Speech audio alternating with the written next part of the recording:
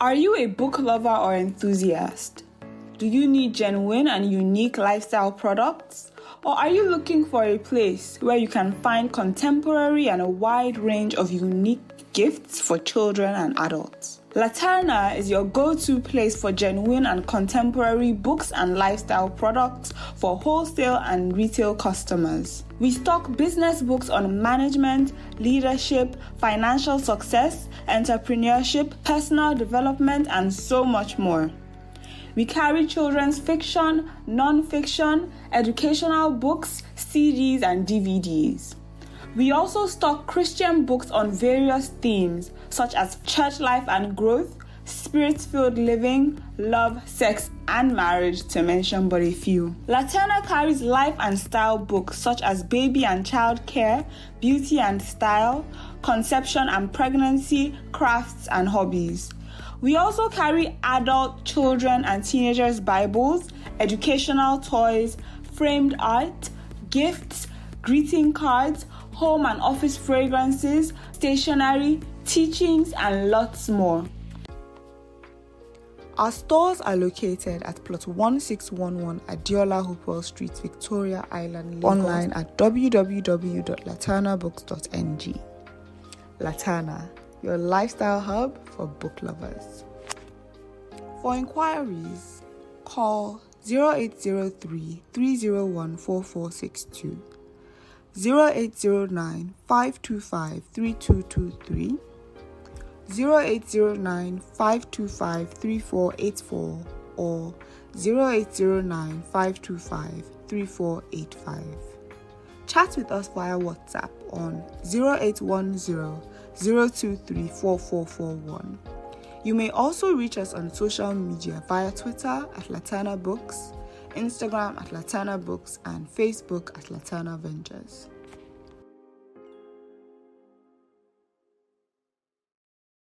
Good afternoon and Happy New Year to everyone here. Welcome to Laterna's first book reading edition this year, and this is the 5th edition since we started the book club in July 2020. Today I'll be introducing Laterna, our past reviews, and the moderator for today's event. Ventures is a leading literature and lifestyle products importation, distribution, and marketing organization in Nigeria. With a strong and consistent focus on customer satisfaction, Laterna has grown from a Christian bookstore to one of the most sources for Bibles, business, and Christian books.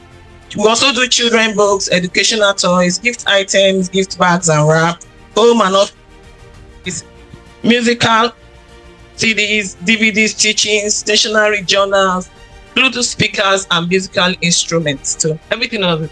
Like, you should show them what it's like.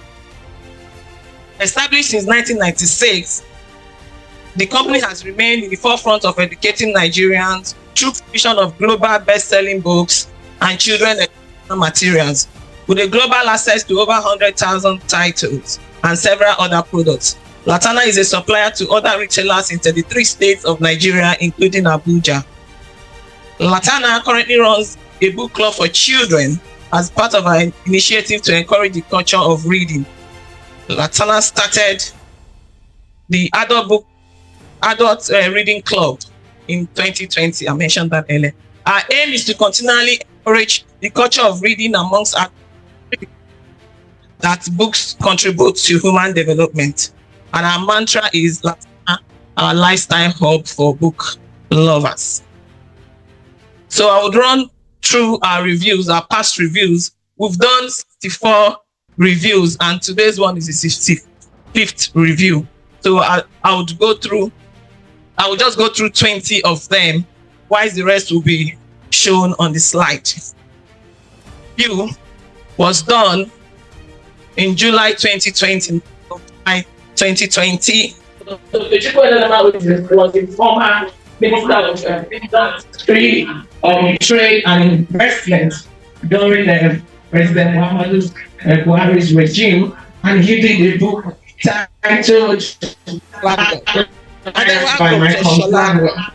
And then we have Dr. Shola Olalade. He did how successful review. And Dr. Shola Olalade is the lead pastor of Liberty Church in London. And Mr. Femi Edu, he did an autobiography.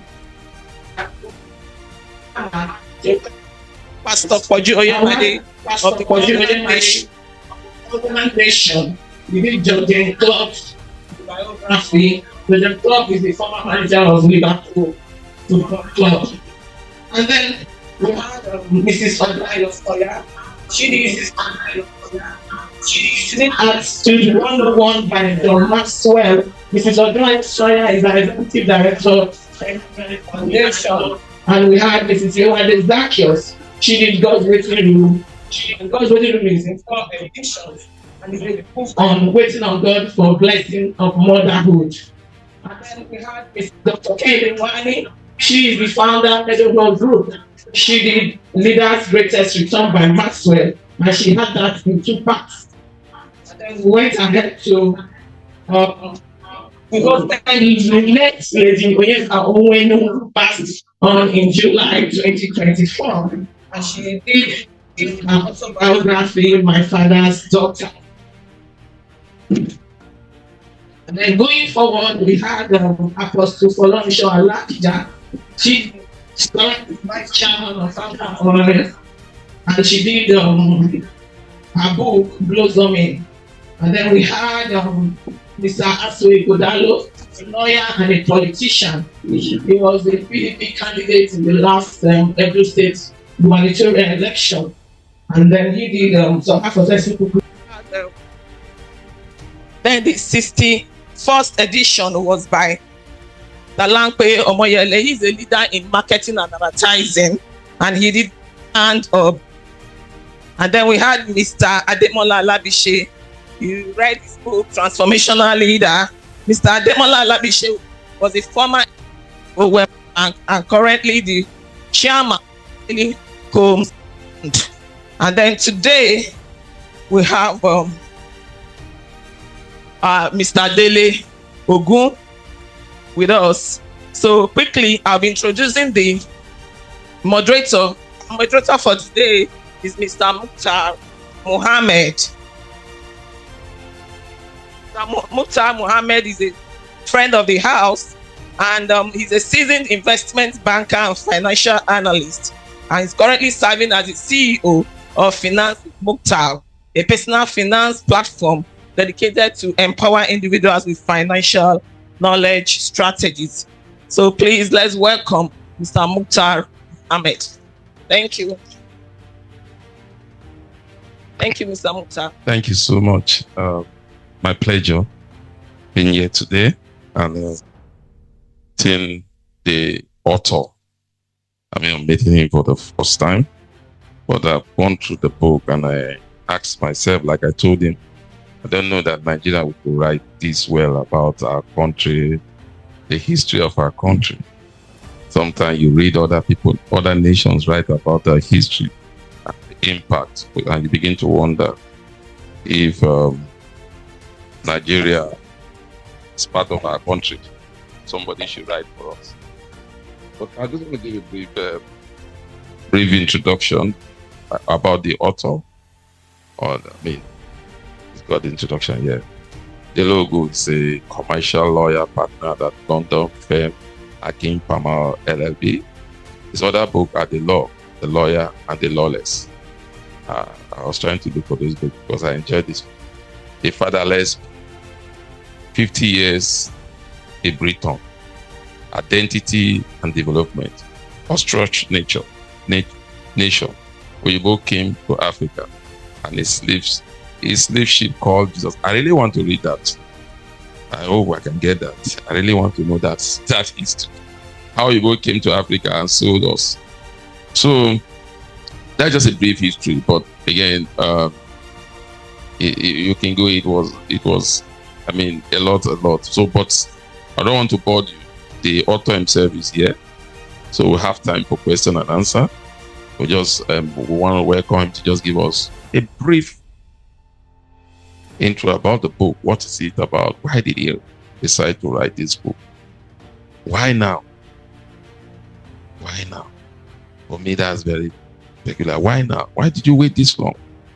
Because it's just like everything they told us when we were in secondary school is a lie. So why did we wait this long to get this? So that's why I said I want to read the other book. And I want to continue to read this book.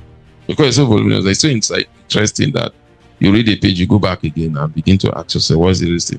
I like the introduction. It made me to understand why the God was fantastically corrupt. I mean, I didn't get that part of it until I read this book. So let me not just let it. So, what are you, Mr. Author? Dele Ogun. Pleasure meeting, Sage.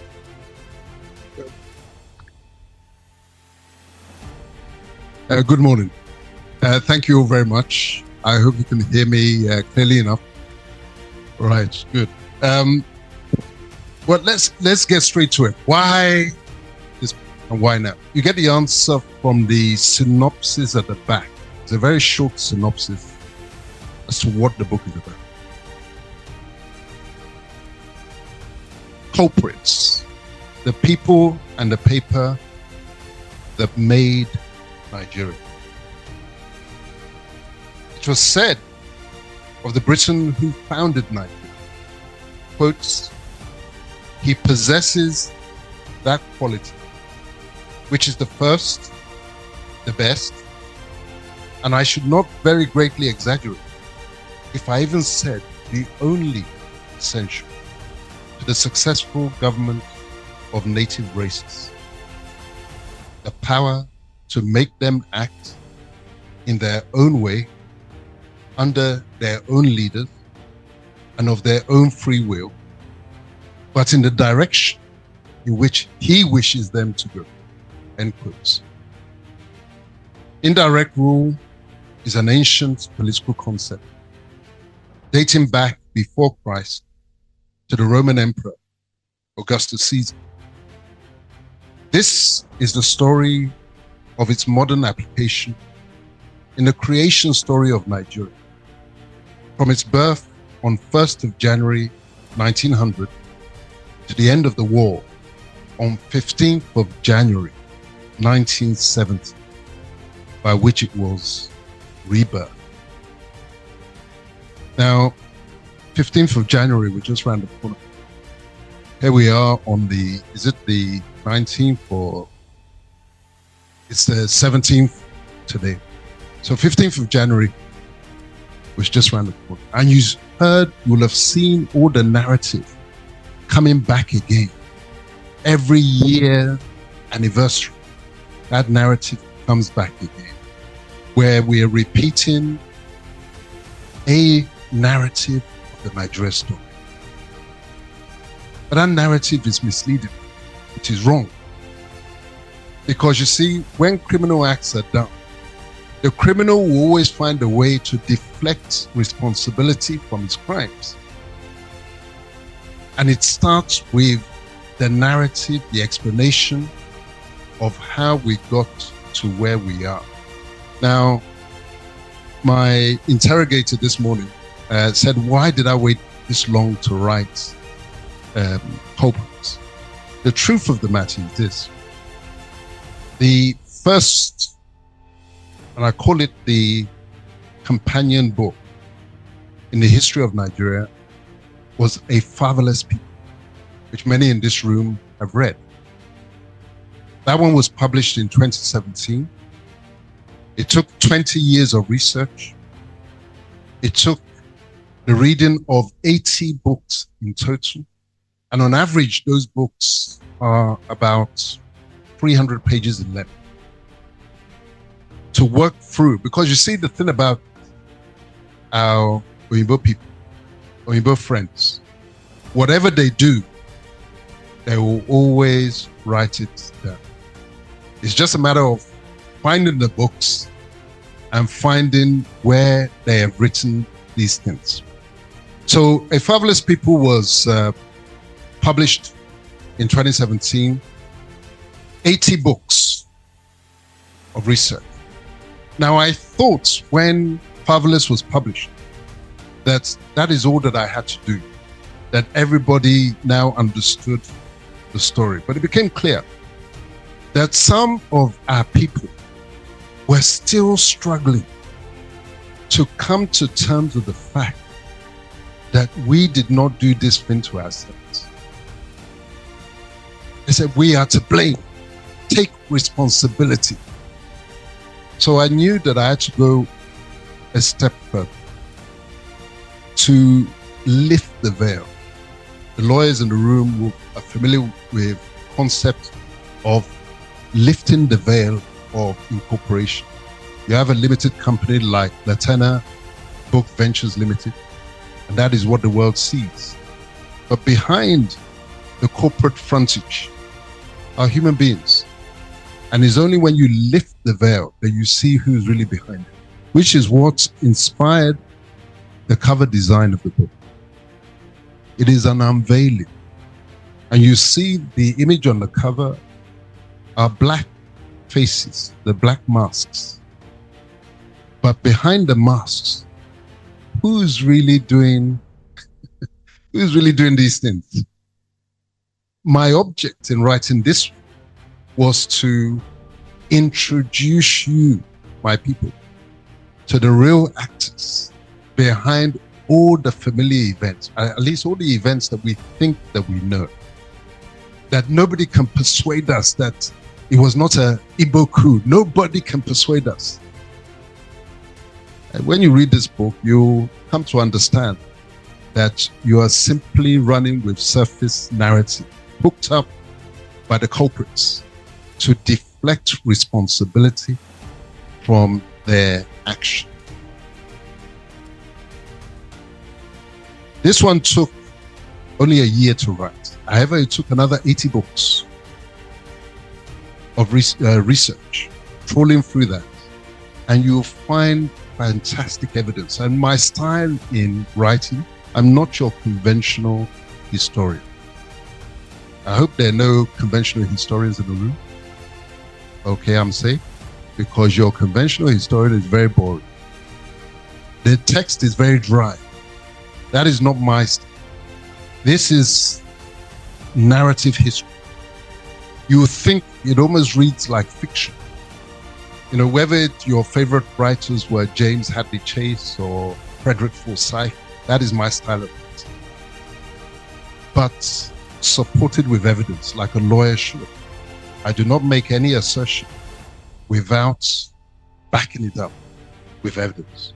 So if you want to fight me on the basis of what I've said here, you must go and fight the author of the book that I'm quoting and referencing.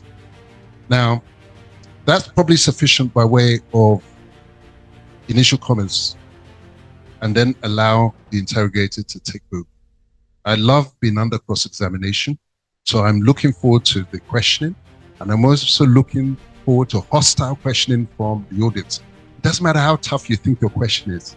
I'm sure I'm going to knock you out with the answer.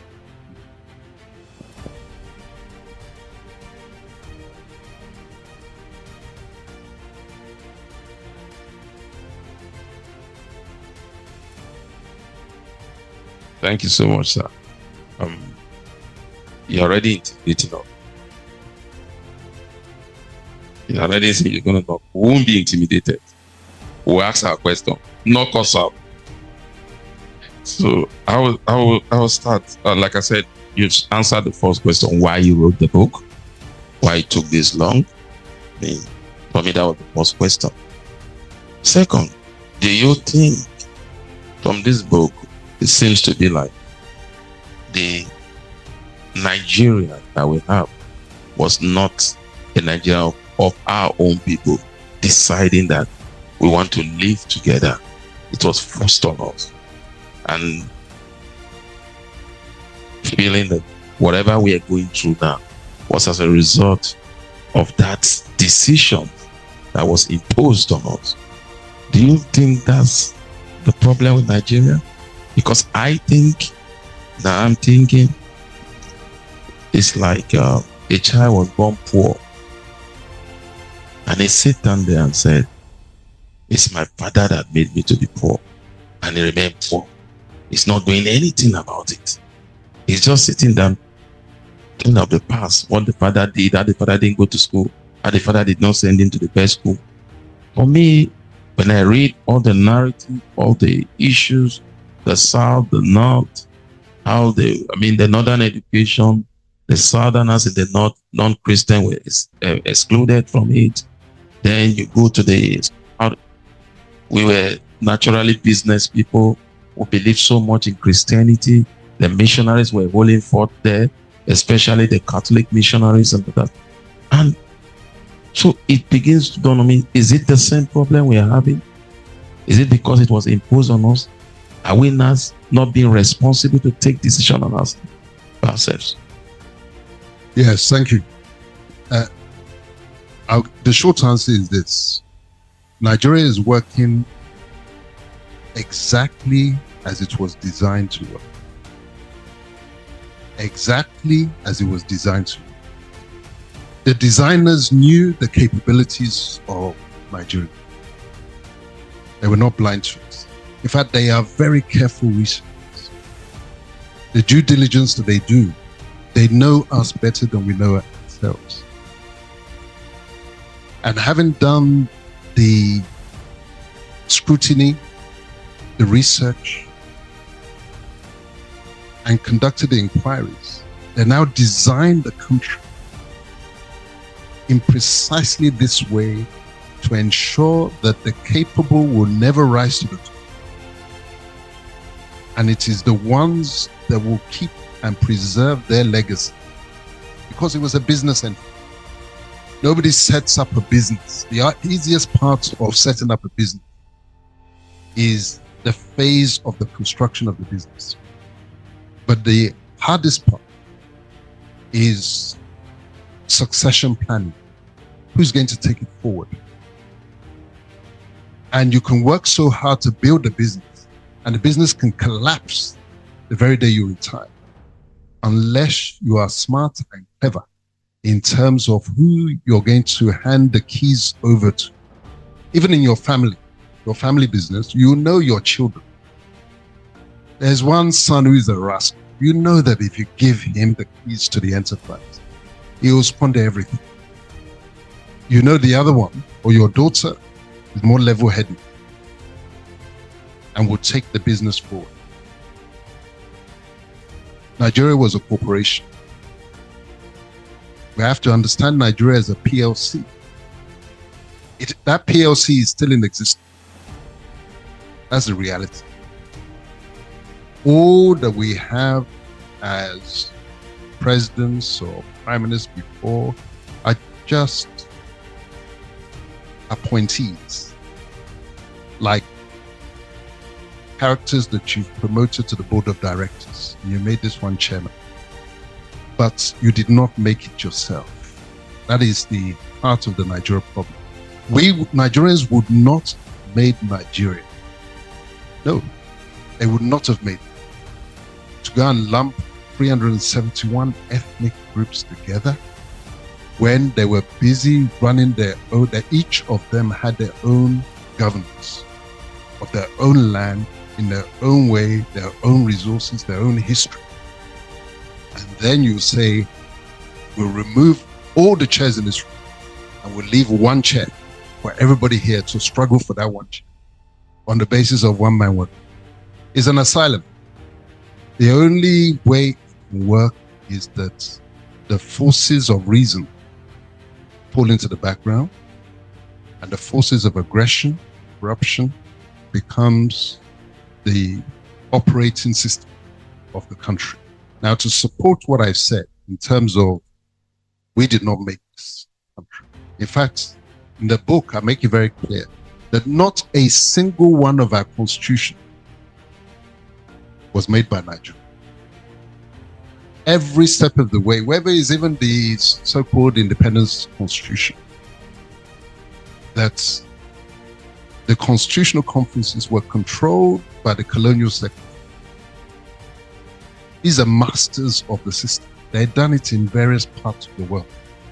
And the direction they did not want you to go, they had their ways of blocking you from that direction. And the direction which they wanted you to, like if you say you want to put a secession clause inside there, No, that's dangerous.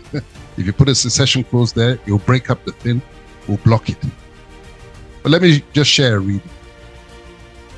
My first read, I had marked out 3 readings. This one concerns what I call the first constitutional conference that Nigeria had. The Selborne Committee. That Nigeria is the product of man-made plans and not God's design is clear from the fact that the first constitutional conference predated the creation of Nigeria and Nigerians on January the 1st, 1900. Specifically, it was after the final settlement of the Anglo-French Treaty of 14th of June, 1898, and in anticipation of completion of the British government's plan to compulsorily purchase the territories claimed by the Royal Niger Company, that Joseph Chamberlain had established a parliamentary committee to shape Nigeria according to his vision. The question that the Selborne Committee were charged to consider and provide answers to are the very same question that Nigerians would later be seeking to re-answer in a long series of constitutional conferences in the 1950s, chaired by successive colonial secretaries. And that Nigerians are demanding opportunity today to answer for themselves. And these were the questions that the Selborne Committee were considering in 1898. Should the administration be united on the one hand or divided? If divided, how many administration? What arrangements for military forces? What customs duty? Should there be a customs union? What other forms of taxation were practiced? What revenue could be expected? And what was the expected cost of the administration? What policy should be adopted towards Sokoto, Borno, and Rabat? The committee had also been charged with responsibility to consider and advise on the future administration of the free territories, Lagos, Niger Coast Protectorate, and Niger Company territory. Its advice was a progressive series of amalgamation towards one Nigeria. Very much like the process Goldie had followed in creating the Royal Niger Company. See, the Royal Niger Company Goldie created started with a single company. But the philosophy of his boss, Joseph Chamberlain, who was the colonial secretary, was monopoly. So it was all takeovers, consolidation, rolling from one enterprise into the next enterprise. And Nigeria was constructed in exactly the same way. They get one piece of territory, amalgamated with another piece of territory, amalgamated with the next piece, to the destination of one Nigeria. So one Nigeria did not originate with Nigeria. One Nigeria predated the existence of Nigeria. Because as at 1900, we were not Nigeria. We were Ijaw, we were Kalabari, we were Hausa, we were Bornu, we were Tiv, we were Yoruba, we were Igbo. This identity was one that they constructed magically on 1st of January 1900. And I'll add this extra detail because I referenced Sokoto there. And I referenced something called the Anglo-French Treaty of 14th of June, 1898. You see, the British, of course, are Christian. And the method of colonization was that they were sending in their traders, and they were sending in soldiers, and they were sending in their missionaries. But all of them were Christian. So the territories that they took direct were all Christian territory. But they needed and wanted an Islamic element. So what they did was to forcibly bring in what is now the Sharia territory, or you put them Sharia territory. How did they do that? See, those territories, all those Bornu across to Sokoto, etc., actually were supposed to be part of Niger. They belonged to the French. And the French said, well, at the Berlin Conference, we agreed, this area is supposed to be ours. And if you look at the map of West Africa, you'll see that Togo, Ghana, Benin Republic are all broadly along a line. Then what happens when you get to Nigeria? It goes up. So you have that penthouse, the rooftop. Then it comes down, and then you see Cameroon. So that penthouse section was actually supposed to be part of Niger. It was supposed to be for the French. But Chamberlain was determined to keep. He wanted that Fulani element inside the Nigeria construct. So it wasn't even the doing. That's why my book steers away from blaming each other. It wasn't the doing of the Fulani. It was Chamberlain's construct that, having conquered them, he wanted them in that territory. So how did they compromise? That is the Treaty of 14th of June, 1898. And what did that do? They said, instead of fighting ourselves, we will take the Sokoto Empire because we insist on it. But we will give you Madagascar. So that's why Madagascar is all French. Madagascar, by the way, is done by South Africa. The French territories typically are in the northern part, north of the Sahara, and more to the west. But the only territory that the French have down there is Madagascar. That was because of the swap. Let me stop. Thank you so much. I think I will give the audience opportunity to ask a question. Then I'll come back. So any question from the audience or those online also? So any question? Anybody want? Okay. Good afternoon, author. Well, there's no need for you to. This is a very heavy council that's stood up. I take back my all your threats. Yes, indeed. I take it back. No. There's absolutely nothing to worry about. First of all, let me congratulate you on yet another. I'm sure I'm not ready yet. I'm hoping to get my hands on it today. Another masterpiece. My question really, I mean, everything you said, I would say you are preaching to the converted where I am concerned. So I guess I'm not one of those that needed to be convinced that we didn't do this to ourselves. So, but what has troubled me, and it's been a lingering question even from a fatherless people, is that what is the ultimate goal with these books?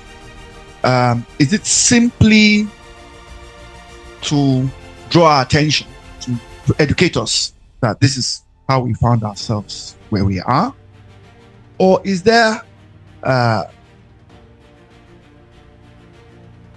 to, how do we now rectify, what can we do to get out of this conundrum, this bind, whatever you want to call it? What exactly is the end game? Because are we going to, in the full knowledge of how we got here, continue to just those who find themselves at any point in time at the helm of affairs make the best of it, which call ourselves together and enough of this huge sacrifice. A recent example was some of the I have a friend who just came from this Institute of Studies and whatever. wrote very beautiful about corruption and things to do. And then somebody then said that, are you sure that Senator Akpabio will actually oversee a Senate where they will pass this thing that we're asking them to pass? And in a sense, same question about, first of all, I have not seen exactly what strategy is to get out of where we are. And let's see we are able to come up with a strategy. How do we now get to of actually getting implemented? Thank you very much. A profound question. I expected a tough one. What is the purpose of these books? It is to fill the gap that our leaders have left in terms of the education of our people. Only recently, I think it was on New Year's Eve, that they announced that they're returning history to the syllabus. A generation have been educated without exposure to the history of their country. That could only lead to chaos. So where the government has abdicated responsibility, the responsibility then falls on us as responsible citizens to do what we can to fill that space and plug the gap. So that's part of the exercise. More fundamental, a problem can never be solved until it is understood. But once it is understood, it is easily solved. Nigerians have been looking for the way forward for Nigeria and for Nigerians, the well-meaning ones, who are the vast majority. But because what was done was hidden, and hidden in such a way as to ensure that we will be blaming ourselves and holding each other by the necks and dragging each other down. The architects, the culprits, knew that we could never get out of the hole as long as that continued. Even the curriculum, when they were teaching history, it all depends on what kind of history, because history is vast. There's the history that's designed to confuse. There's a history that's designed to leave you where you are. And there's a history that's designed to liberate and take you forward. These books are designed to empower, such that you then get to the point where we're facing, more and more of us are facing the right direction. Because right now we're all over the place. Which way do we go? So it is a ironing out process. But the only way forward is through the head, through the mind. It's the inputs that shape the outputs. It is what we know that will inform our conduct. And if we now know that the problem is not this ethnic group or that ethnic group, but is actually the design of this crazy house that can only produce the self-interested and the selfish to drive, then that is a key part of the process of the solution. But specifically, my group, the Fatherland Group, has been working on the solution. In fact, we had the solution even before we started writing about the problem. Because in order for people to buy into the solution, they must understand the problem. But the solution we already have. We call it the Orange Union. Because we know that Nigerians want to be together. At the social level, regardless of what faith you are, we were good neighbors before. And we want to get back to being good neighbors. That everybody has something to contribute. But we know, by virtue of the research, that the kind of unity and union that they gave us was the one where we'll climb on each other's head and a stampede for power. We want to take away that stampede such that as we were before the colonial confusionists came, each was self-governed. However small their territory, however large their territory, we each had our governance system, just as you each have a chair here. But we also want to take advantage of what they've done by bringing us together, which is the advantage of scale. We want to keep that. So we will have the union, which is the skin of the orange. But when you peel the orange, underneath you see the segments, each comfortable in their own space, making the union, making the whole. The other analogy that I use is the hand.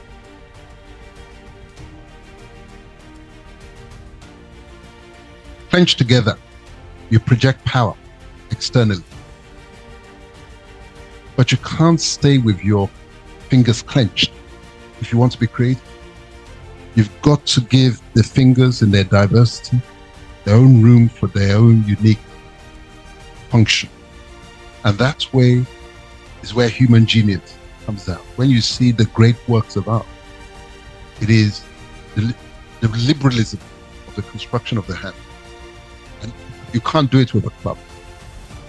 What they've sold us is this clenched fist. It's all power, it's all struggle, it's all do or die. We want to move away from it. So that's the Orange Union concept that my fatherland group, Fatherland was born of the book, A Fatherless People. Those who have read it, who want to be part of it, we have open doors. Now, beyond that, as my learned friend Dele Martin said, that it's an Africa-wide problem. Because the Berlin Conference of 1884, where they sat down in Berlin, these colonial confusionists, from 15th of November 1884 until 26th of February 1885, they sat down with the map of Africa and decided which bits they wanted, which is why you have some parts that are Belgian speaking, some parts French speaking, some parts Italian element like Somaliland, etc. You have the French, you have the Germans. 4 months they sat down and decided the strategies for control of this whole continent. So the problem in Nigeria is not unique. It afflicts other places. It's just Nigeria's one is the worst of all, because that's where you have the largest amalgam of different peoples, 371 ethnic groups. So what is happening? What are we doing? In November,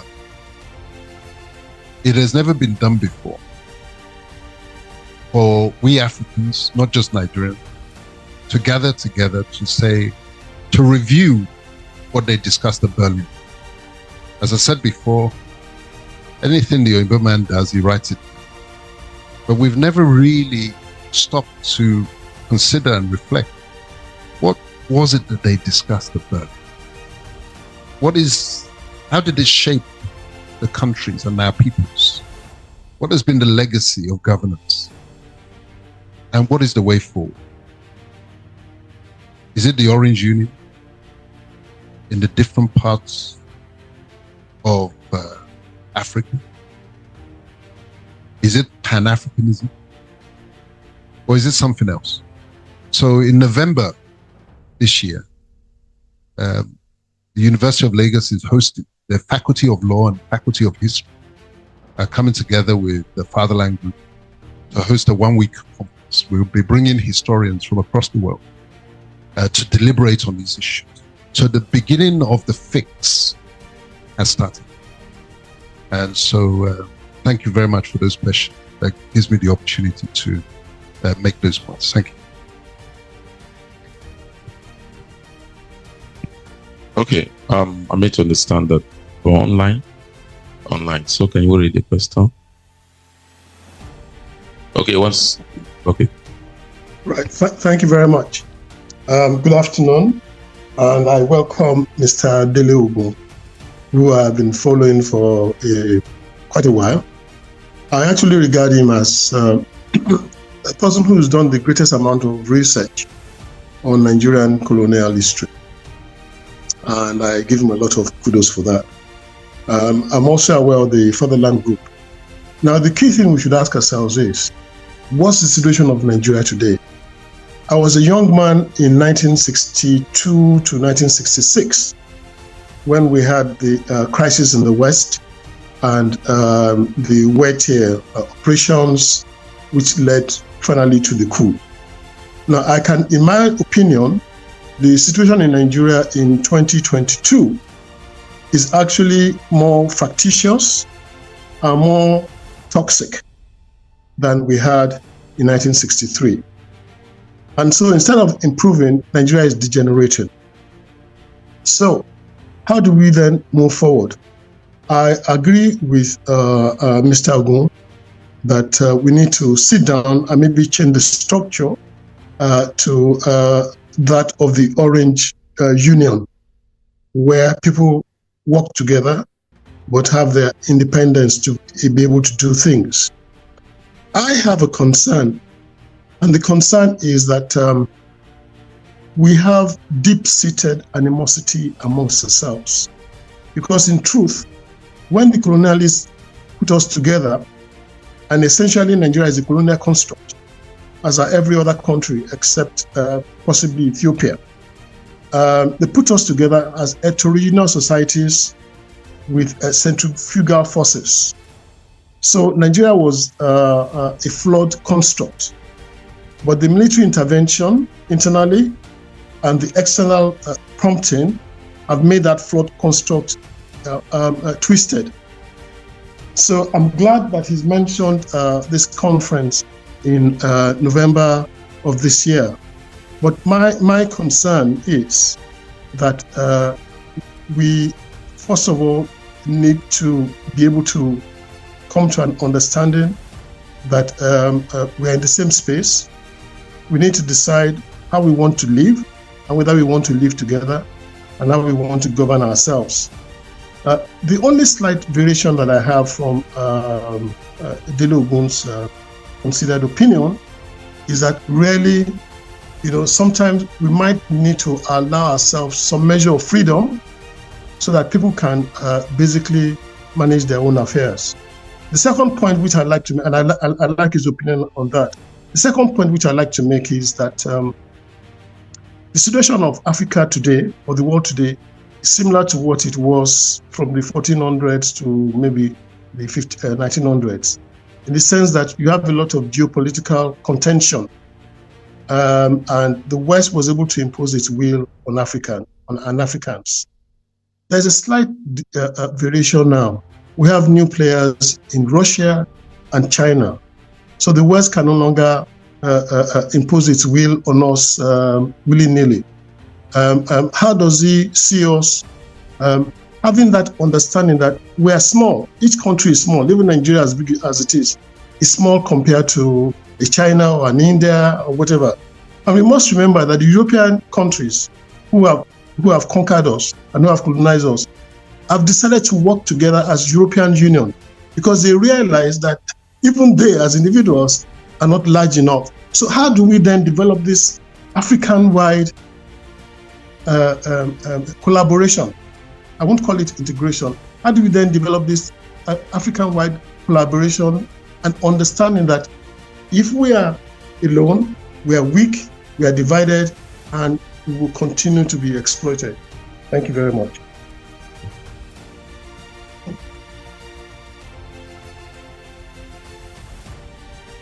So, when I answer, but want some of this so that they can go and get, so that they can buy the book. So we won't give you everything. So just give us so that they can buy the book. We need to sell the book. Very important. No, I'm content to answer. Because there's not much difference between us. I listened very carefully. The the Orange Union principle, I heard that he's sympathetic to the idea.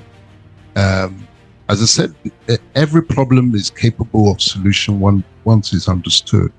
The Orange Union that's proposed for Nigeria is an engineering solution that gives each ethnic group, however small, however large, dignity.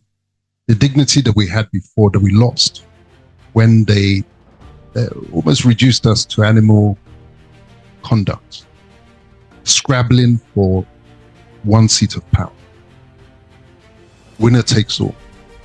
Such that there are so many ethnic groups of the 371. By my reckoning, only 2.5 ethnic groups out of the 371 can ever make it to the top as we're running a present. That is a crazy arrangement. So we now have the concept of a solution, one that we've thought through ourselves, because the best solutions are those you work out for yourselves. No, when people came to tell us, we just studied the problem, put our best minds together selflessly, and produce this structure that will enable us to be together but be sufficiently separate as well. Because even siblings, however much they love each other, if they're too close,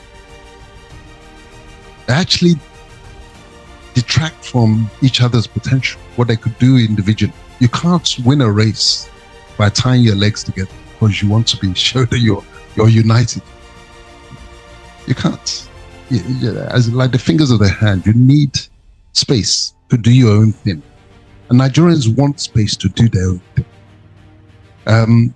So that's point one. And then in terms of the geopolitical situation with the crazy gang, because you see, they sold us the lie that we were always killing ourselves, we were always fighting ourselves. And they came to civilize us. Nonsense. They were the ones killing themselves and fighting themselves. Why do I say that? It's because they were experts in killing. When they came here, the reason they were able to take control is because they had developed such weaponry. It had become a matter of expertise.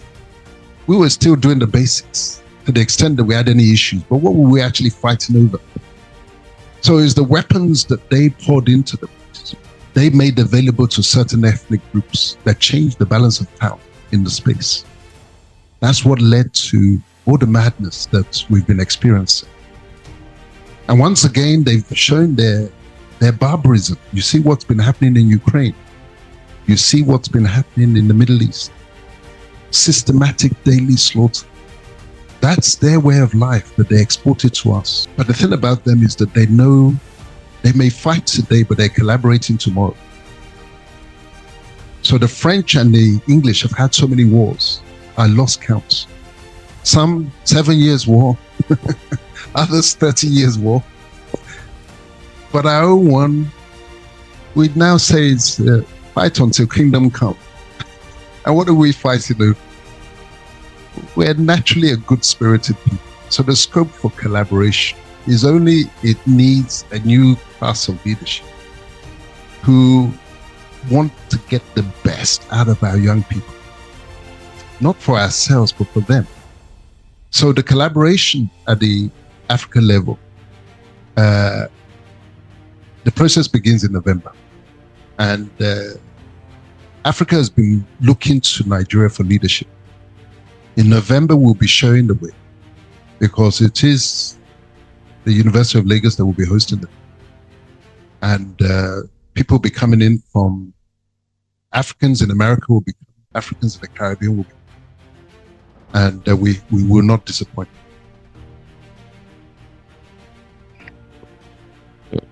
Thank you, sir. Well, I have my doubt when it comes out, we will not disappoint. Because we had at a point wanted to create United States of Africa. And it was in an OAU summit. And we know how that summit ended. And we know what happened to that leader eventually. Maybe it's this conspiracy and everything that led to it. But that's a question for another day. I will take another question from the audience and I will read something from the book. Okay. Can you take one from online? It was about the somebody has a question. Okay. I do. Can Mr. Ugo please mention the concept of transitional arrangement to enable Nigeria and Africa welcome and accept change, e.g. taxations, so losers are supported? Yes, because that taxation thing, that's I'm a finance person, so I got interested in taxation. And because from what you're telling us that all our taxes, the way they tax us, especially when they came to get the Egba people, were ruling themselves. So they now create a direct tax system. And today, we have a new tax reform that the government decided that, we don't want to have tax reform again. But they still have that value-added tax, company tax, all those. In short, we have more levies than taxes. So are we now, this current tax reform, are you saying that it's still not our own tax reform? Because we sat down, we had a tax committee, they sat down, even the governors have even decided that it will not work. And they now support it with 50, 30, 20. Which I talked about yesterday on TVC, it has made it a political tax reform. It's no more a tax reform because the politician has hijacked it. Because the colonial tax reform that we had was based on equality. The center take all and share. The new tax reform that we're planning to have was to be based on your consumption. If Lagos is producing the environment for us to consume, Lagos will enjoy the benefits more than Kano. If Lagos is giving us room to do betting and take alcohol, and Kano is destroying alcohol and not allowing betting, Kano should not enjoy from the value-added tax. But like I said, a political solution has come. So it's already, like I said before then, said it on one of my programs, once it becomes a political solution, it's dead. They only think of themselves. So now, what I'm saying is that, go back to what I said before. Do you not think that we are our own problem? Because we are now having a tax reform that was supposed to come from us, because President Tinubu told us that most of the taxes that we have were drawn from colonial era. So let's improve it. And here we are, we still have company tax. Then we are not getting from them because we want to tax the wealthy more.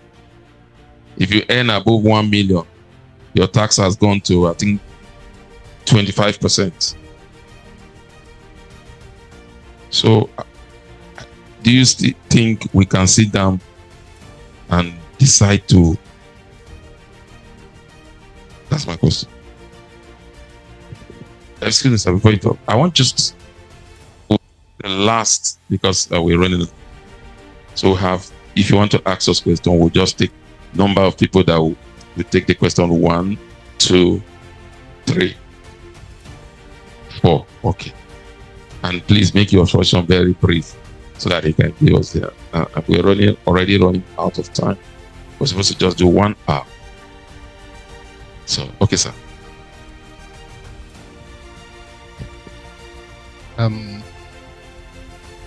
Well, I did say that give me your hardest question. You give me a very easy question on taxation. Because those who know me, the lawyers here, know that I was a corporate tax lawyer in the City of London for many, many years. And so the philosophy of taxation is something that is second nature. But let me start first with, can we still say it is? Seriously, have you seen our own tax reform bill? Do you know tax laws in the United Kingdom? The tax legislation in the United Kingdom, you pile probably another 10 volumes of this book. It will reach here. So what I'm asking, have you read our own? They do it. I don't need to read it.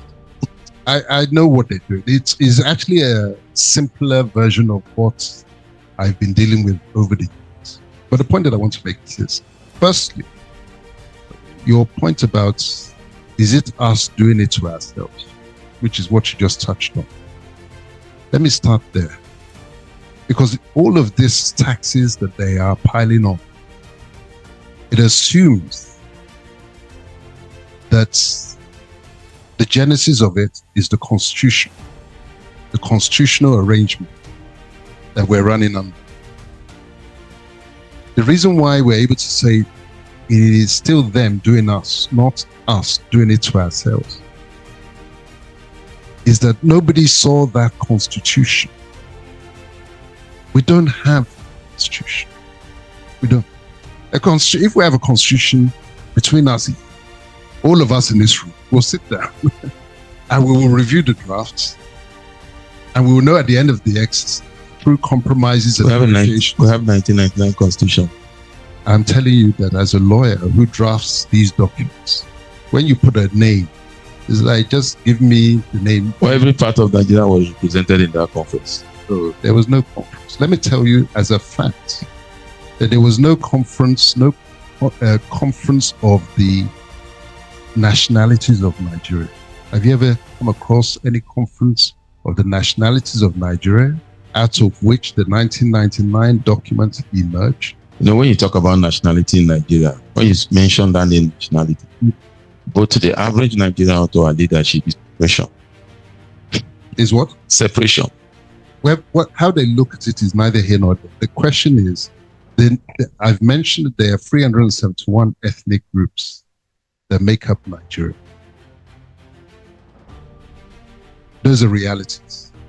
And if you're going to have a constitution, their voice must be reflected, big or small.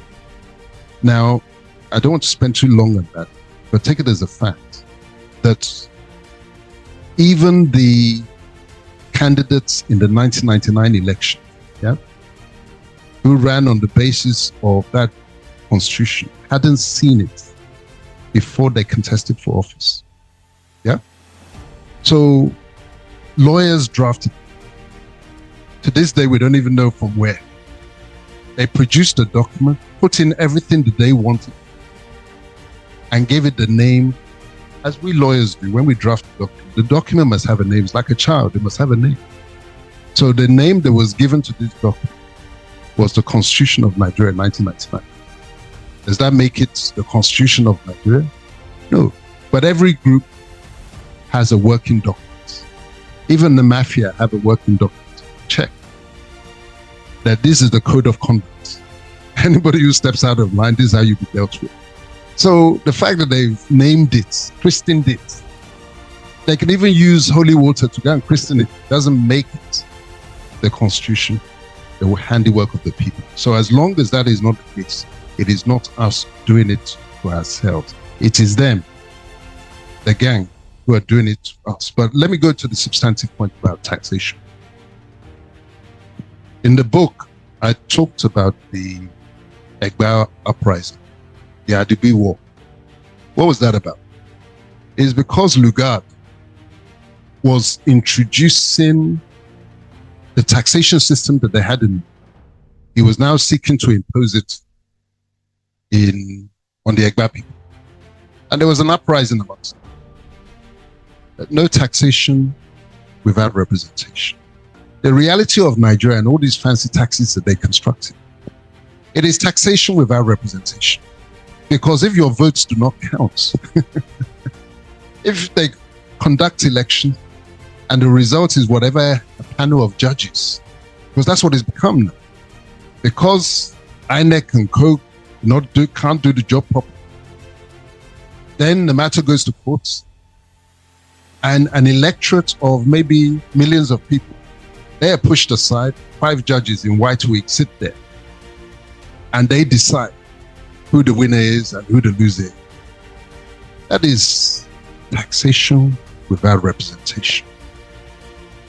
You see, all they're doing with all these taxes is carrying on what the colonial Confucianists were doing, which is extracting resources from the land of the people without the people having any say. It's just the coercive powers of the states that are then used to force you to pay those taxes, just as Lugard did back then. So that is the answer to it. You have no constitution, and what you have is taxation without representation. Thank you, sir. So let me have your question. Yes.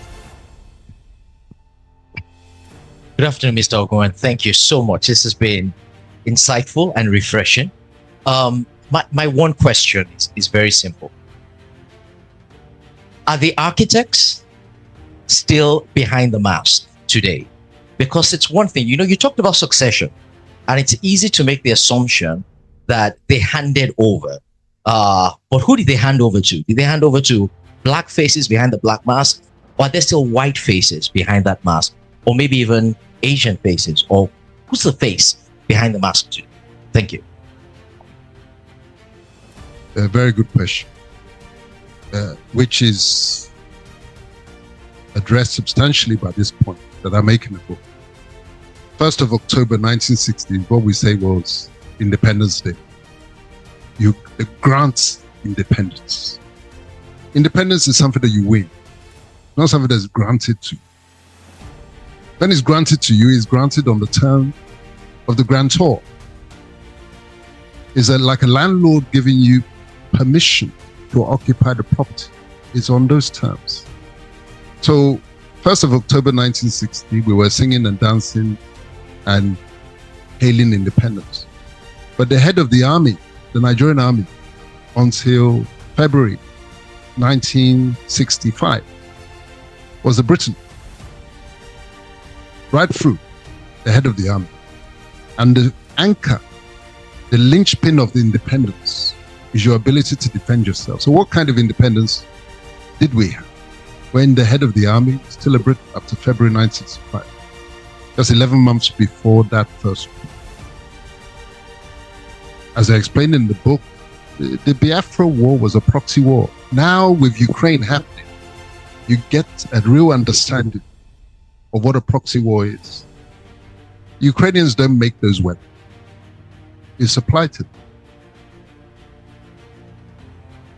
The tactics, some of the equipment that they're given, they can't even use it. Proxy war. Now, who is still behind the mask? The answer is that there is still a mask, because we haven't, it's only now through these writings that we're beginning to understand how the thing works. Now, they are faceless people. The thing about the British, whatever they do is recorded somewhere. In the beginning, the opening of the book, there's a short passage that will explain why the mask is still there. This is right at the beginning, the author's notes. July 30th, 2007, BBC Radio 4 Documents Program advertised an episode titled Rigging Nigeria. Mike Thompson investigates claims that British colonial officials helped rig Nigeria's pre-independence elections to ensure that a pro-UK party won. The allegations center on the Cold War days of 1960, when fears were growing that communism was gaining ground in Nigeria, a country where oil had only recently been discovered. 2 top secret files from the time are being kept closed for 100 years. Documents, that's the name of the program, calls for them to be released under the Freedom of Information Act. Could it be that Britain taught Nigeria all it knows today about fixing the poles? 100 years from 1960. That's 2060. You guys will still be waiting. I say you because I know I won't be here. But the younger ones amongst you, maybe some of you will make it to 2060 when that box will be open concerning the independence or so-called independence of this country. The mask is still in place. That's the point that I want everybody to go away with. That when you hear some of our, how should I describe it? Miseducated, the ones who have swallowed the narrative of the culprits that we are to blame, take responsibility. The only thing we can take responsibility for is to find the available evidence and help our people to understand what is really going on. Thank you, sir. I'm coming, sir. I will. Sir. Okay.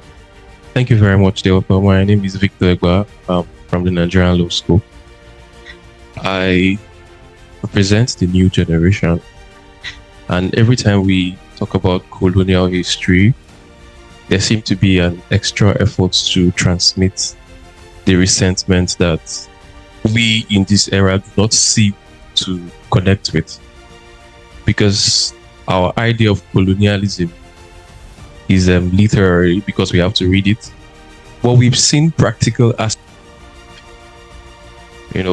oppression even within this generation. We've seen people in power try to oppress others. We've seen holders of offices of influence trying to divert and commit the same crimes that they have taught us to hold against the colonial masters.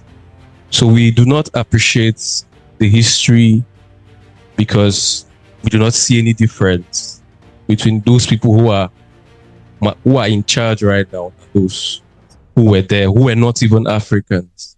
So there's a divide, there's an emotional detachment from our history, and there's an animosity now that is built on the present power players.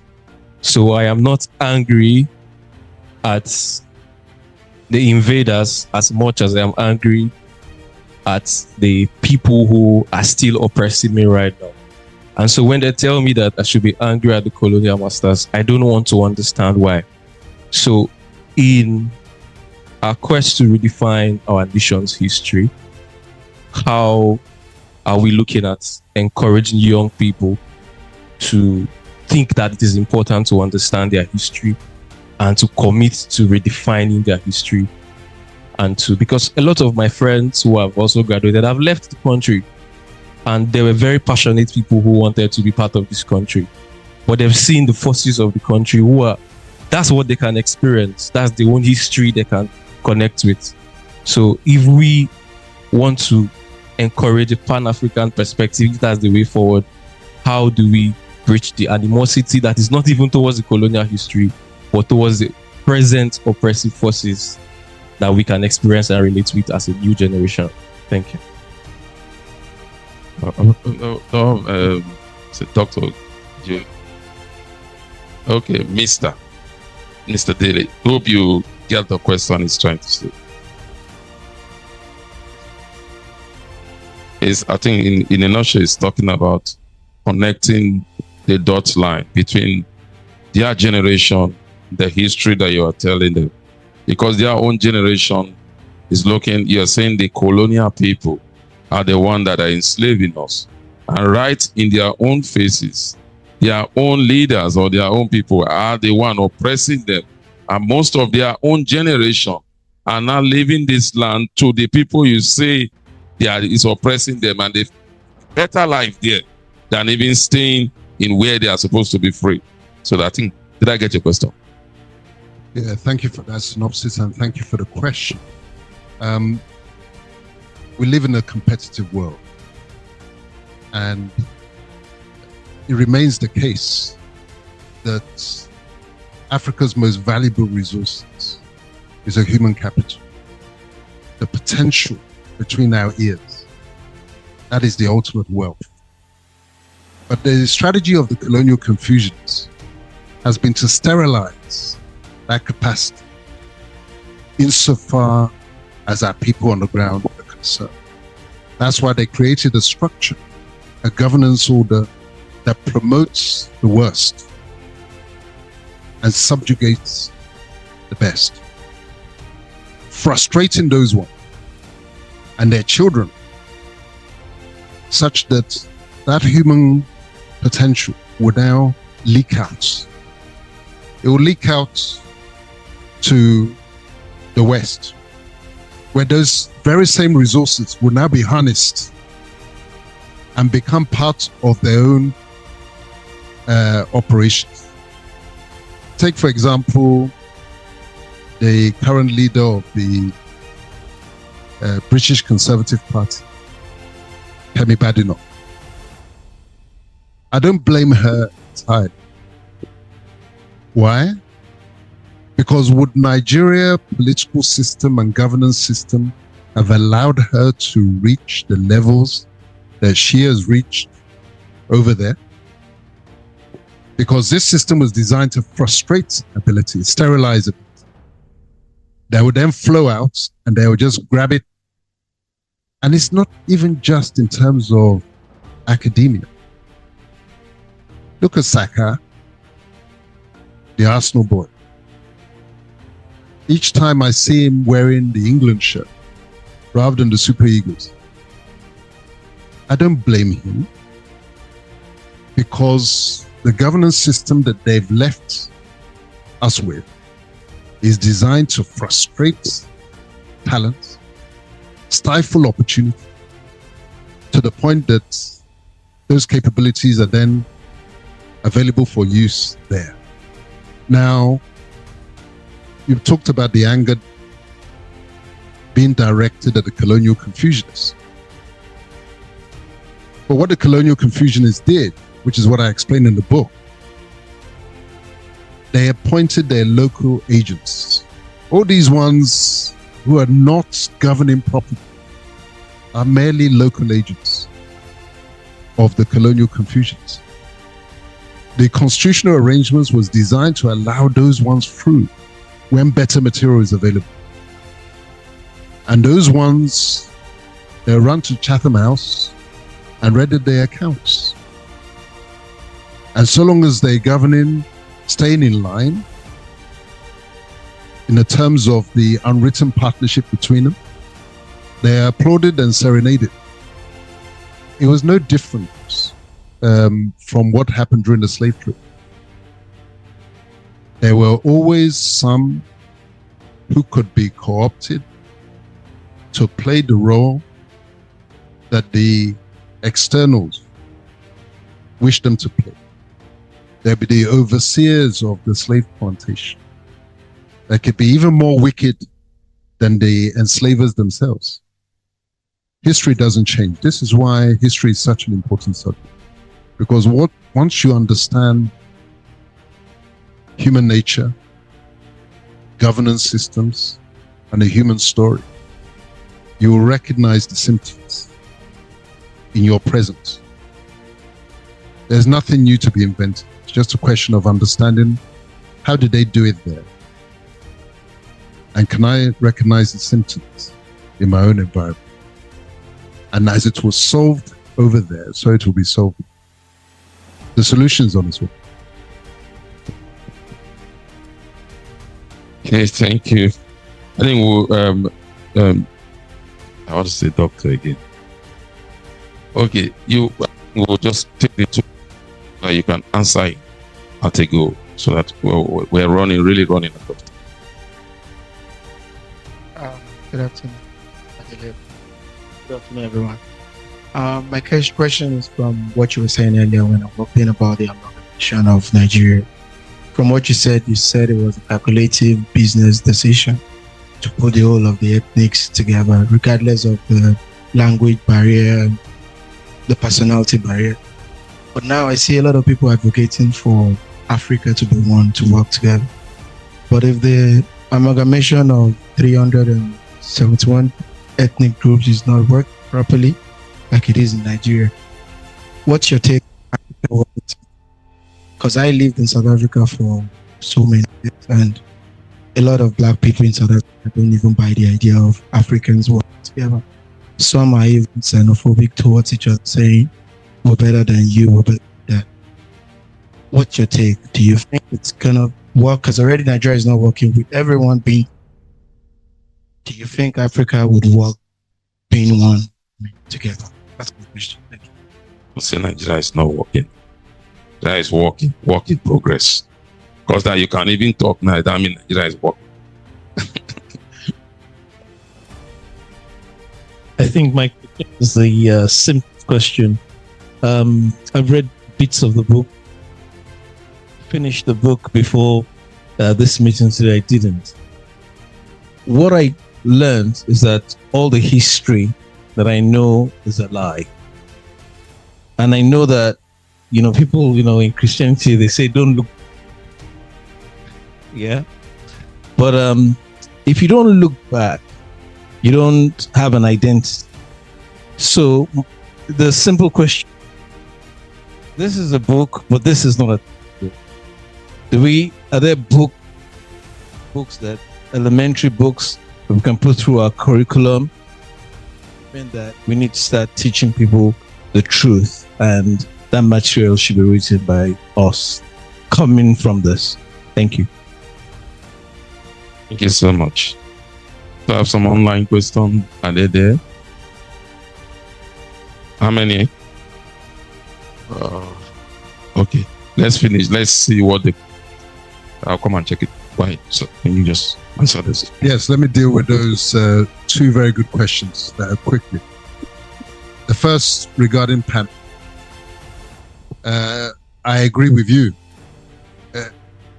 371 ethnic groups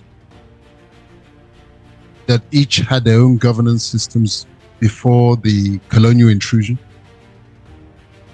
each with their own heroes, each with their own languages and culture. And then you are thrown in together to struggle for one seat. We've seen the results in Nigeria. He has destroyed and arrested potential. Where we are is not where we should have been individually. To now escalate that to a United States of Africa is lunacy. That's as much as I'll say on it. It is lunacy. Governance is similar to running a company. It should not outstrip, the scale of your operations should not outstrip your governance and management capability. Managing even the smallest of our ethnic groups is difficult enough. To scale up, to now lump 371 together, and you're looking for a superman or a superwoman, to then say you want to do that on an Africa-wide basis, again, I say is lunacy. But there is the Orange Union. I don't call it Pan-African. I call it Africanism. Because what it is, to where we were. Not trying to create a Tower of Babel. Is it Babel they call it in the Bible?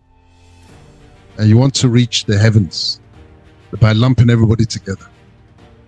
But respecting diversity, just as the Europeans had notes. After all, Britain, structure of empire. But what happened in Brexit? If that source is good for the Africans, why is it not for the Europeans? Let them just have one president and have one man, one vote. Let's see what happens. It can never. Even in Britain itself, you have your Scottish Parliament, you have the Welsh Assembly for the Welsh, the Northern Ireland Assembly, etc.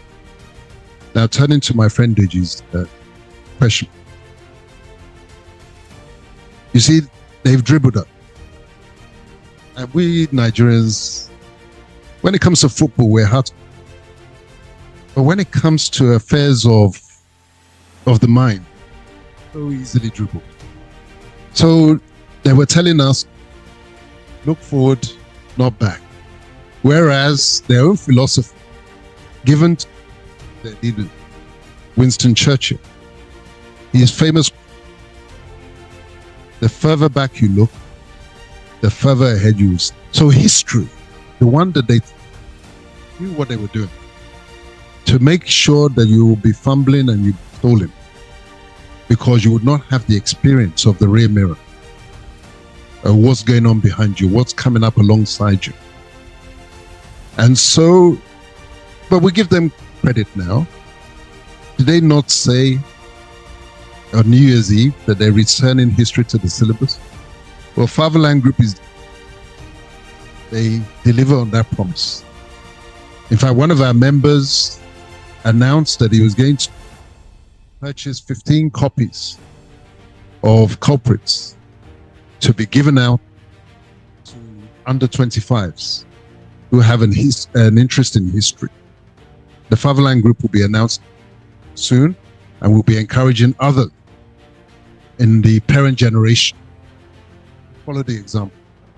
In the same way as they put the Bible into the hands of our people in order to Christianize us, we will put the history text into the hands of our children in order to bring them up with the rest of the world. Is there a children's version? Yes. As Oyinbo came to Africa, actually for all generations, is an illustrated history of Nigeria, short form. Those who do not like, they can try Oyinbo came to Africa, but yes, it exists. Thank you so much. You can go on and on and on. We've even got time, and there's still some people online to make contribution at the top. Please, you can still send your message. Somehow we'll reach Dele for him to answer some of these your questions. I think he will also oblige them with social media handle, so they can continue the conversation there. Okay, for now we want to call my auntie. Call her my auntie. Ever smile. They always have something encouraging to say anytime she sees you. How you doing? Please help me welcome. They call her P. But me, I like calling her Pastor Mrs. Yinka Morgan. Oh, I have to bring her. Arem is my Egbon. Sorry, I decided because I'm seeing Auntie BNMC and you're around. So that's why I thought you should come and talk. You tell me whether I've done well or not. But say I've done well. So help me welcome ever faithful. You know, because of what RM have done, giving us a bookshop like this. These bookstores have translated every political. I mean, to still have the book with the exchange rate, operated copies. Please help me salute him. He has been running this for many years. Thank you, sir. Thank you. Good afternoon. It's good to see you all here. I believe you've had quite a meeting experience this afternoon, and blessed one. So welcome to you all. I want to appreciate reviewer. Is that your title? No. Our moderator. He has not only moderated his presentations himself. He is a stock market finance. He's on Arise, on TVC, and all those places. So thank you so much. And I want to appreciate author and the reviewer himself. I was telling you earlier on that I was who lives in England, and he was saying all manner of amazing things. And he's the one that came up and asked that very long question. That's Bruce James. God bless you. Real good. So much. Thank you so much for the insights that have been indicated in this publication of yours. The place of history is very, very important. It permits us to understand why at times we are where we are. But I think it also presents a challenge to just look at it and see narrative from where we are and where to move to. I'm a strong taking responsibility for your life, what it is that you need to do. I appreciate the role that Mask have delivered to us. People talk about, is it the group of 1966 that are still maybe tinkering with things from behind the scene? That has, I don't think, very much to do, guys, behind the original Mask, but we are responsible. It's that we are. So when I ponder on things like, I say, yeah, okay, we are where we are. These are the influences that have brought us here. What are we going to do? And are we going to take responsibility to go to? Our chap from the law school, conversations that you have in your generation. And at times we listen, to the folks in the generation. Very pleased with the older ones. And they don't blame they lay the blame on our own generation. You guys do. What have you done? We have a responsibility as folks, whatever influence, wherever it is, whatever sphere, whatever, to begin to rise up, do what it is, or what it is that is required. When I teach society, and they exist themselves in one sphere or the other. And so what I say to people, to talk about these things, but what exactly about moving forward? And I tell them, when you're pointing at one person, there are 3 fingers or 4 fingers or thumb pointing at you. So do you want to take responsibility? What it is. So when we consider the spheres of influence in society, stroke government, economy and business, family is another, media is another, nation is another, and it's a big thing. That's why we have everyone coming for a dirty December. It's a huge thing. What is celebration? Celebration is what the youth are attracted to. Celebration is what permits you to celebrate. So sports, music, it's a sphere of society. So the players that are there, they can't blame the colonial. They can't do that. They can't do that. Religion, church, is not just church. So church, what, 2.6 billion? Religion, 2.2. So you, with your 2.6, what are we doing? We have a great deal of. So this challenges us. It provokes us. It should be studied so folks know, hey. But we have to take responsibility for ourselves. Someone just sent me and I'll read it to us. Because I thought some of the issues that we have. So what does she say? This is a children's church teacher.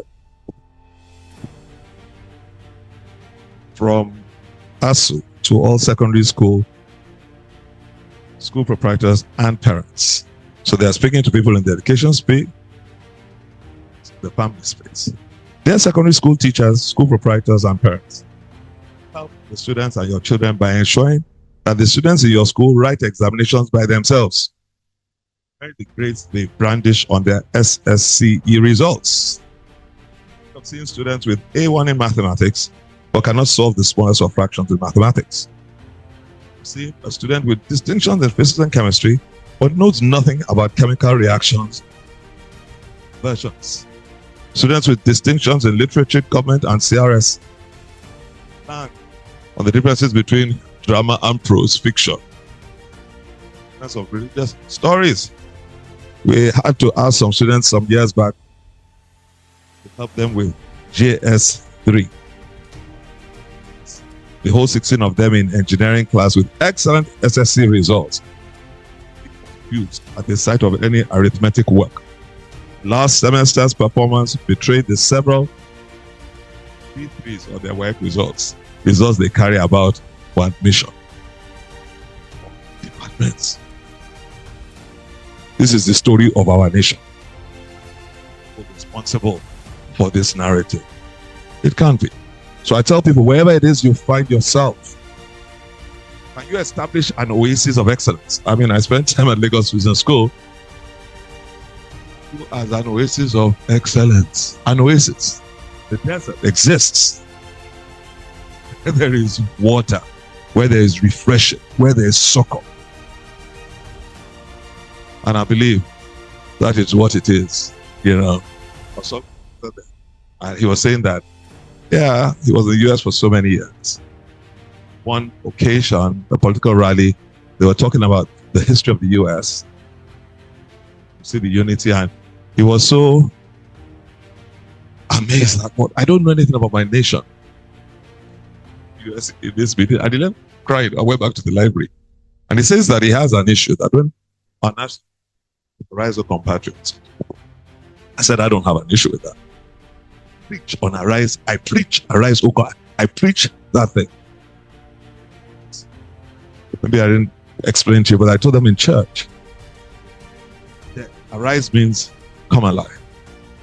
To the man that is alive and lying down, you know, sit up. To the gentleman who's seated, arise means get up. Stand. Arise means, hey, begin to walk.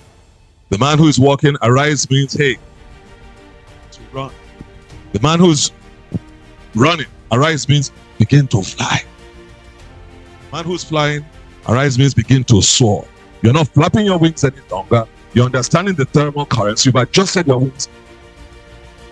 So we have responsibility for each and every one of us. I don't know. It's going to be a sequel to this. Because you've told us what of our issues. So how do we take it from here? And begin? I think that's what the next generation want to hear. Thank you. You've given us a history, but please, can you tell us? And for me, I know there are pockets in Nigeria that are concerned. The next person who's going to be is Pastor John Enelem. You know, I associate with people like the Supranational Transformation. It's a case of no excuse leadership. In third world countries, no excuse. You just can't give excuse. And of course, you've got to do that by raising. It falls on leadership. So wherever it is that you find yourself, can you challenge people to begin to function like you're talking about, you know, in the UK and the tax laws. I mean, I tried accountant, I trained in the UK as well. Tax thing came out, you spent time digesting, and so many little truths. So you learn to pay attention to detail. So when I come here and I'm telling people, oh, can we pay attention to this? Yeah, that's how we're going to do it here. And you put your foot down. So church office, and you've got to do tests. After you say, I have to do tests for church. That's how we are doing it here. And we need to just rise up as Nigerians. And wherever we find ourselves, anything, you fall for anything. So begin to let people know. And at times you have to apologize. So I say, hey, John, one pastor came, Pastor Brown used to, and was saying how tough Nigeria is. This was last year. So before you talk to anybody, you say, what if I say, please don't be annoyed. I just want to tell you something. And whatever it is that we need to do, you need to communicate your message. Gotta be whatever you gotta do. But let's just be focused and resolute about what it is.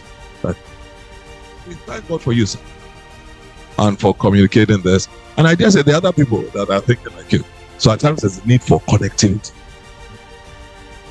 Like same spirit, same heart, same attitude, same thrust. And the environment is challenging. I mean, we saw the nominations for the last elections went on. Pastor Itra was at some event. His brother, as we ran for Edo State, Itra was saying that we have to pray for our country, that the things that are involved in politics is not just money itself. I mean, I said what I see, but I'll ask you, yeah, Itra, that's another chapter. Yeah, come and tell me what happened. Oh, yeah. And so, talking about that now, all those dark forces, we can't, or the shrines we can't blame them. And this is part of what we said was the structure that we had in those days. Now we get that one. But God was help us. Yeah. Once again, thank you so much. Challenging, inspiring. But like, it just challenges us and folks that are thinking right to try and step up and ensure they are doing the right thing. They're leading by example, and then ensure that the people around them. God says, you know the truth will set you free. Come on, get the truth to them. Thrown out history. So folks don't understand what it is that you're talking about. So the place of the education, I think, and significantly. And it's everyone that's got to do their bit. All the spheres of society. Education, family, values, Yeah. And if we understand it, that whole thing about the 7 spheres is just on. So in the past, talking about education, the top American universities were set up by churches, Christians. You need to be a reverend to be on the board of government. But today they are the bastion of LGBT, the liberalism. And every sphere of society has literally been taken over. Hollywood. See what they're saying about that guy and his parties. Just regular parties now. What's Pop Daddy or whatever his name is? Those things are not just entertainment. No. There are some interesting forces that are related with those things. It is well with us. So once again, God bless you. Thank you. That's they say give a pastor microphone.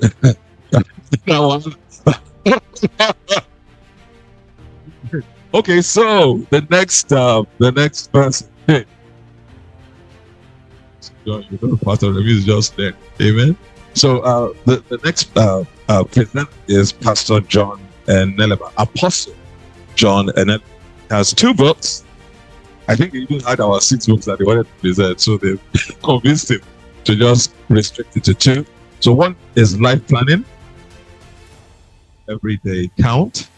Yeah, and I think that's just so important. I think I'm going to be talking along those lines in church on Sunday. And then there's understanding the laws of the universe, enduring principles for building and maximizing life on Earth. And I'm just going to run us through the next. Discover the universe, science, God to our world. Are there laws that govern success on Earth? The law of thought, law of goals, law of words, law of time, law of purpose, law of vision, law of faith, law of prayer, action, systems, conversion, decision, context, persistence, attraction, sowing and reaping, etc., etc., etc. So there's specific laws, and I think what he has done is actually, excuse me, man. I think what he has done is he has conversations with certain individuals that do some of these laws that he has here. I know Indudi, the Whaley, the Faith, that young lady is there. I know his brother, Dr. Eleba, the medical doctor turned business, turned child accountant. So I think it's a great read. And it's the beginning of the year. We all need to be setting our plan on our approach and our attitude and our goals and our vision for 2025. So I can assure us. And Pastor John, right? I said, he's the convener of the apostles in the marketplace. You're in the marketplace, you're a Christian, you're an apostle. He said that extremely passionate for what it is that he does. So please, I want to encourage us those who are here physically and those who are joining us online, be a part of it. When is the date for this, please? When's the date? 30th of, because we're having 2 this month. Yeah? Okay. Okay, so please be a part of that. I just want to use this opportunity to thank the team, their wife, PYM,